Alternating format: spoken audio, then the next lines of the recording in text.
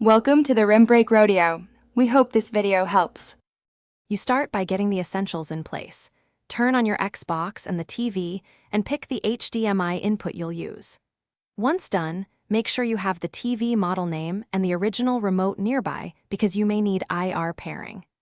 Now press the Xbox button, navigate to Settings, choose General, and open Volume and Audio Output. This begins the control flow, so the console can learn your TV's commands and connect via HDMI-C or IR blaster. Next, configure how the Xbox sends volume commands. If you use a soundbar, set TV audio to pass through or optical as needed. Otherwise, keep TV speakers active. In Volume and Audio Output, pick Volume Control, then choose HDMI-C if your TV supports it, or IR Blaster for older sets. Follow the on-screen pairing prompts, press test volume up and down, and confirm the TV responded. If it didn't, repeat with the other control method, or check the IR sensor alignment. This ensures reliable signal transmission.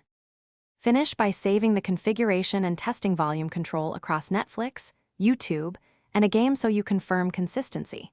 Make sure the Xbox remote or controller uses the configured control path. You should be able to press volume buttons to change TV volume immediately. If it doesn't work, check that HDMI-C is enabled in your TV's settings, or reposition the IR blaster toward the TV's IR window. Finally, restart both devices and rerun the pairing sequence if command.